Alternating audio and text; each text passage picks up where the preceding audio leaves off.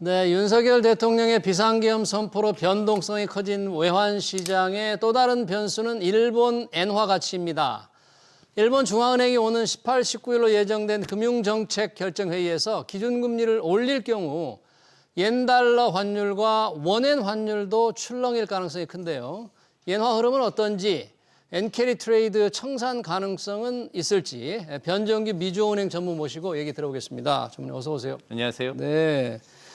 지금 우리 비상계엄 여파로 외환시장도 상당히 지금 출렁이고 있습니다. 이런 출렁임에 또 영향을 줄 수 있는 게 일본 지금 엔화다. 일본이 금리를 올릴 수도 있다 그러는데 지금 엔화가 조금 강세를 보이고 있는 거죠? 어떻습니까, 최근? 지금 좀 강세를 보였다가요. 좀 다시 돌아왔습니다.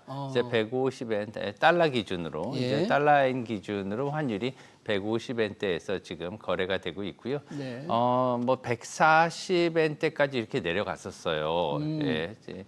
좀 비상계엄 이후에 148엔대까지 이렇게 엔화가 강세를 보이다가 엔화가 강세를 보였는데 네, 다시 이렇게 좀 다시 150엔대로 다시 정상화되는 이런 느낌을 보여주고 있습니다. 이런 것들은 이제 기본적으로 동아시아, 예. 아시아권에서는 엔화가 안전 통화로 이렇게 인식되고 있기 때문이고요. 뭐 예전부터도 이제 역사적으로도 달러는 이제 기축통화 아닙니까? 예. 기축통화이기 때문에 대표적인 이제 안전통화, 안전자산을 이렇게 여겨지고 있는데 엔화 같은 경우에도 상당히 이제 그 달러를 대체할 수 있는 대체 안전통화로 이렇게 인식이 됐었어요.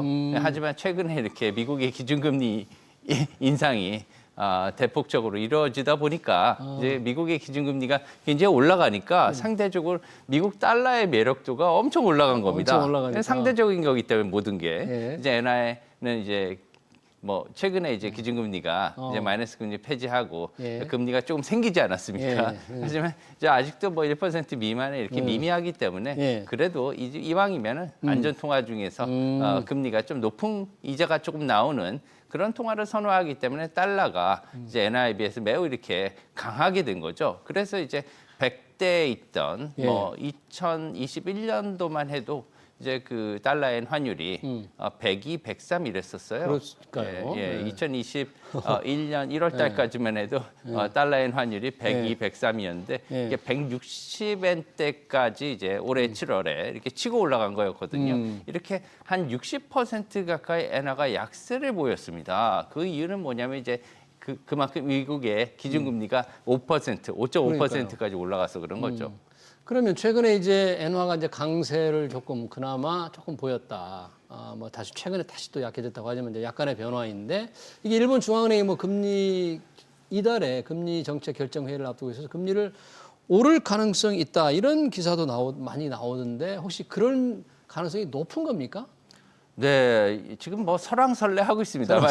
설왕설래를 하고 있는데, 네. 뭐 일본의 그 기준금리 올해 추이를 본다면은 올해 초까지만 해도 이제 마이너스 금리였죠. 이제 일본의 엔화는 갖고 있으면은 금리가 이자가 없다 못해 이자를 내야 된다. 이런 사실 어떻게 보면은 아이러니컬한 그런 상황에 놓이고 있는 일본 그 소비자들은 내지는 않았어요. 이제 보관료 형식으로 내는 건 아니지만 은행들은 중앙은행인 일본은행에 실제로 냈습니다. 예전에 마이너스 금리니까. 예탁을 하면 그래서 잘 안 맡기는 거죠, 이제. 그런 상황이었는데 이제 그 마이너스 금리를 전격적으로 폐지한 거죠. 사실 이러한 마이너스 기준금리는 일본의 경제를 일본이 이제 디플레이션이라고 하는 저성장 기조의 20년 동안 뭐 길게는 30년이라고도 하죠. 이렇게 뭐 잃어버린 10년, 20년, 30년 이런 기간 동안에 이제 침체기에 접어들었기 때문에 이러한 침체를 갖다가 벗어나기 위한 고육책이었단 말이에요. 금리를 갖다가 기준금리를 낮게 하면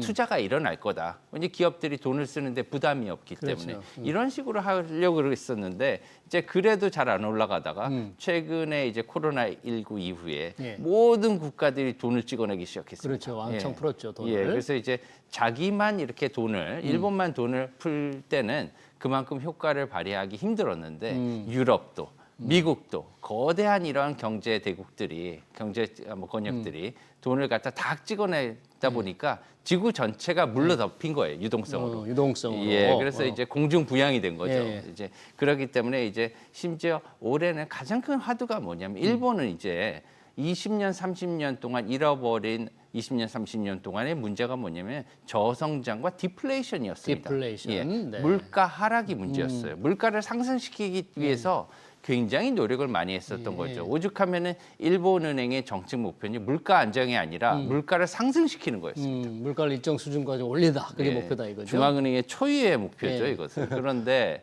이제는 문제하면 20년 동안 이러한 인플레이션이라는 걸 모르고 지냈어요, 일본은.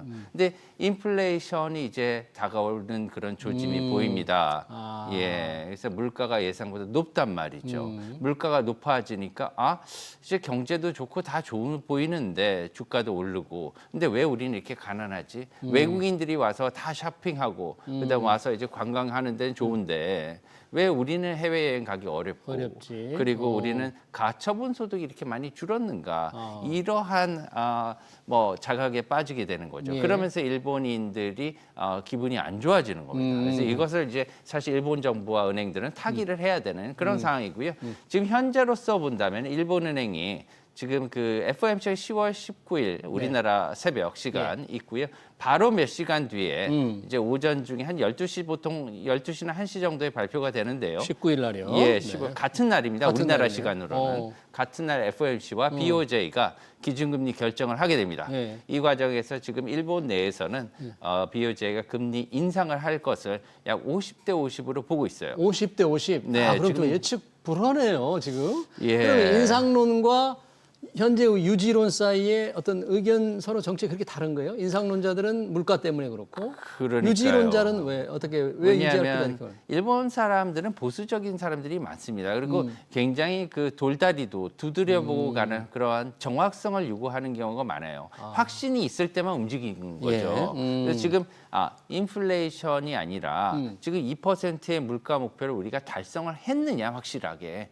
했느냐 확실히 좀 더 점검을 해봐야 된다. 예, 지금 여기서 더 내려갈 수도 있지 않느냐. 게다가 더 문제는 뭐냐면 아까 제가 말씀드린 그 일본의 가처분 소득이요 많이 떨어졌어요. 네. 그렇기 때문에 이제 임금의 문제가 다가오고 있습니다. 임금이 가장 큰 문제예요. 임금이 확실하게 지금 뭐 슌토라고 하죠. 4월달에, 5월달. 임금이 좀 많이 올라간다고 그래도 일본이. 조금 올라갔는데 내년도 슌토를 보고 그 다음에 그 영향이 어느 정도 나올 때까지는 좀 이렇게 인상 기조를 조금 천천히 갖고 가야 되는 거 아니냐 이러한 어떻게 보면 보수적인 그런 입장도 있다고 해요. 그래서 지금 이번 달에 일본은행 중앙은행이 올릴 확률이 50대 50. 예. 야, 이거 예측이 불가능한데. 다만 개인적으로는 네. 일본은행이 인상 기조를 지속해서 갖고 갈 것으로 이렇게 전망을 하고 그럼 있습니다. 이번에 올릴 것으로 전문가께서는 보시나요? 네. 그렇게 만약에 올린다면 네. 혹시 오른 폭은 얼마 정도 보통 예상을 하는 거예요? 글쎄요. 저번에는 이제 0.15% 포인트를 이렇게 인상을 했습니다. 예. 인상을 했는데 이제 뭐 7월 달에 0.25%를 인상을 0.25%로 0.15 15베이시스 포인트, 0.15% 포인트를 인상을 했는데 네. 앞으로 이것을 갖다 0.4% 정도로 인상하지 않겠느냐. 왜냐하면 0.5%로 25bp를 인상하는 건 조금 무리가 있지 않느냐. 왜냐하면은 좀 신중 기조론자들도 있기 때문에 이렇게 생각을 하고 있습니다. 이렇게 되면은 이제 양쪽에 그러한 논리를 좀 다 수용할 수 있는 그런 상황이 될 수도 있겠다 이렇게 생각을 합니다. 예, 0.15% 포인트 정도 오르지 않을까. 만약에 그렇게 된다면 yen 달러 환율도 하락하는 일본 엔화 값도 크게 좀 오를 가능성이 좀 있나요? 그럼? 예, 환율 측면에서는 지금 사실은 2020년, 2021년도에 비교하면 아직도 엔화 가격은 달러 대비 많이 지금 싸진 상태입니다. 그때 이제 100엔, 110엔대의 달러당 거래되던 엔화 환율이 지금 이제 150엔대 150 아닙니까? 그러면 그때 대비해서도 약 40~50% 이렇게 싸진 거거든요. 예. 근데 이제 그렇게까지 이제 그 100엔대까지 내려가지는 않겠지만 어느 정도 일본은행의 금리 인상 기조가 계속된다면, 예, 시장에서는 그 금리 인상이 계속된다면 그래 이번 엔화의 가치가 어느 정도 상승할 수 있겠구나 이런 자신감을 불러넣을 수 있는 거거든요. 거기와 더불어서 사실은 BOJ 일본은행의 기준금리 인상보다 더 중요한 게 사실은 연준의 금리 인하 속도와 폭입니다. 연준의 금리 인하. 예, 왜 그러냐면은 지금의 그 미국의 기준금리가 사실은 그 일본의 기준금리 인상폭보다 훨씬 클 수가 있어요. 지금 뭐 4%대 있기 때문에 예. 이러한 기준금리는 사실 더 많이 내릴 수 있는 그러한 폭도 있고요. 버퍼라고 하죠. 그 버퍼가 있고 게다가 속도도 조금 더 빨리 일어날 수도 있습니다. 그렇기 때문에 연준이 사실은 일본은행보다 이 엔화의 그 가치를 결정하는 방향에 그러한 방향타 역할을 하지 않느냐 이렇게 보고 있습니다. 그러네요. 그러니까 미 연준이 이달 FOMC에서 금리를 또 얼마나 낮출 것인지 그리고 다음 내년 1월에 어떻게 할 것인지 그 속도에 따라서 옌달러 환율에 영향을 미칠 텐데 맞습니다. 사실 만약에 연준이 금리를 낮추고 일본은행은 금리를 올린다면 당연히 이제 엔화 값이 올라갈 맞습니다. 텐데 그럴 경우에 늘 외환 시장에서 얘기되는 게 엔캐리 트레이드가 뭐 청산이 될 거다. 그래서 지난 8월에 한번 그 증시에도 그 충격을 줬잖아요. 네네. 그런 변화가 이번에도 좀 생길 가능성이 있을까요? 글쎄요, 지금 그 150엔대 그러한 달러엔 150엔대의 환율은 아직도 일본 엔화가 싸다고 할 수는 있습니다. 그리고 지금 현재 0.25%의 이런 기준금리도 그렇게 높은 편은 아니죠. 우리나라 국민들이 생각했을 때 0.25%의 기준금리는 그게 기준금리야 이렇게 생각할 수도 있습니다. 그렇죠. 왜냐하면 0%에 아직도 가깝거든요. 그러네요. 그리고 그 미국이 기준금리를 내렸을 때 미국은 이제 기준금리가 상단과 하단이 동시에 있지 않습니까? 네, 좀 범위가 있는 거죠. 예, 범위가 있습니다. 그때도 미국이 제로금리를 실시했을 때도 상단이 0.25%였어요. 그렇기 때문에 0.25%는 사실상 이자가 그렇게 큰 건 아니지만 의미가 있다 이렇게 생각을 해야 되고요. 네. 앞으로 이제 그 일본의 기준금리가 1% 정도 됐을 때는 1% 정도 가까이 갔을 때는 일본은행의 기준금리가 어느 정도 이제 올라왔다고 보기 때문에 일본의 10년물, 일본의 그 시장금리의 그런 기초가 된다고 할 수 있는 10년물 JGB 수익률이 이제 1.5% 이상으로 올라갈 것으로 생각하고요. 그렇게 예. 된다면 해외 투자자뿐만이 아니라 일본에서 이제 집 나간 일본 엔화라고 하죠. 네. 이러한 이제 엔캐리 자금이 회귀될 가능성.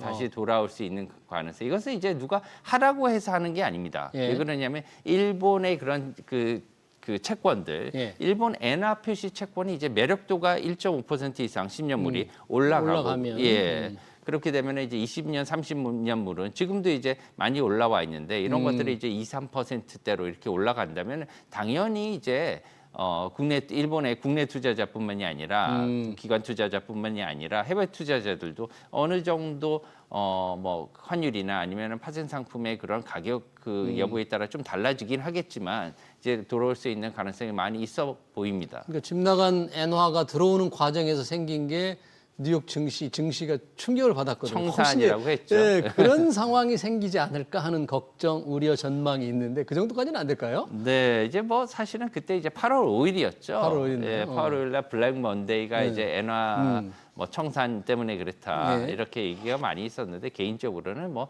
그 어느 정도 뭐 영향은 좀 있었겠지만 꼭 그것 때문에 그랬다 이렇게 보지는 않습니다. 아, 그래요? 예, 여러 가지 이제 왜냐하면 엔화가 사실 어떻게 보면은 이제 그 엔캐리 금액이 상당히 크거든요. 예. 엔캐리 금액은 한 여러 가지 정도로 나눠볼 수가 있는데 예. 이제 일본의 그 개인들이 갖고 있는 남는 이제 그 여유 자금을 갖다가 이제 은행에다 집어넣으면은 이자가 안 나오지 이자가 않습니까? 없으니까. 이자가 없으니까 이것을 이제 뭐 달러나 아니면 호주 달러나 호주가 사실은 뭐 그 여행도 하고 이렇게 좋다고 그러더라고요. 일본 사람들이 호주를 상당히 그 친화적인 모양이죠. 예, 그쪽 그런가 채권을 봐요. 많이 사고. 네, 그리고 과거에는 이 그 호주 달러죠. 예. 호주 달러가 고금리 통화로 이렇게 인식이 됐었습니다. 예전에는. 예. 그래서 뭐 기준금리가 4%대 뭐 이렇게 높으니까 이것은 이제 어떻게 보면은 일본인들이 볼 때는 상전벽해거든요. 완전히 그렇죠. 다릅니다.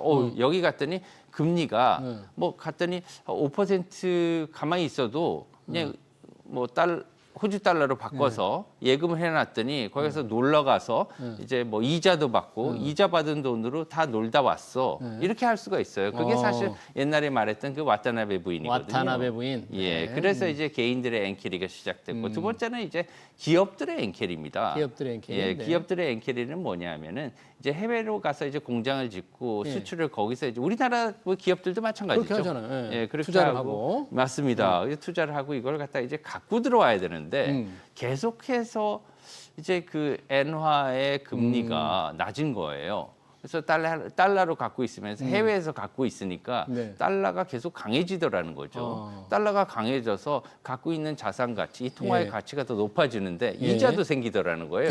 네. 이 통화가 자식까지 낳아줘요. 예. 근데 이제 그걸 송금을 해버리면 일본으로 그래서 본사에서 여기로 보내. 그런데 이제 보내보니까 보내도는 이자도 안 생기고요. 이자도 안 나오니까. 그리고 상대적으로 가치도 떨어지고요. 예. 그러니까 그럼 야 니네들 보내지 마.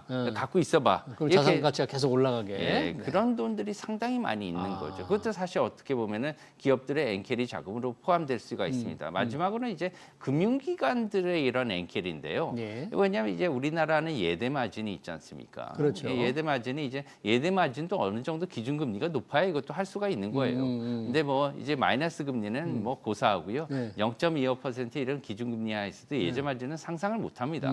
그렇죠. 예, 그렇죠. 이제 그리고 이제 일본은 이제 어떻게 보면은 이렇게 성장기에 그런 경제가 아니기 때문에 우리나라도 그런 것들을 좀 준비를 해야 돼요. 예. 그러니 이제 예대만이 줄어들 경우에 대비를 해야 된다. 예대 마진도 줄어들고요. 앞으로 이제 그 저성장이 이제 성장률이 좀 내려간다면 이것을 어떻게 타개할 것인가 우리나라 금융기관들뿐만이 아니라 이렇게 다 생각을 해야 되는 거죠. 그래서 네. 금융기관들이 이것을 타개하기 위해서 해외로 나가게 됩니다. 이것도 그렇군요. 엔캐리의 그 자금 원천이 되는 거죠. 그래서 이제 그 통화 정책은 굉장히 이렇게 민감하기 때문에 여러 방향에서 잘 신중하게 해야 된다 이렇게 생각합니다. 네, 개인과 기업 금융회사들이 해외로 갖고 나간 돈이 과연 일본 중앙은행의 금리를 올릴 경우에 얼마나 돌아올지, 그리고 마침 연준의 금리나 결정도 있기 때문에 좀 외환시장에서 좀 주목을 해봐야 될 것 같습니다.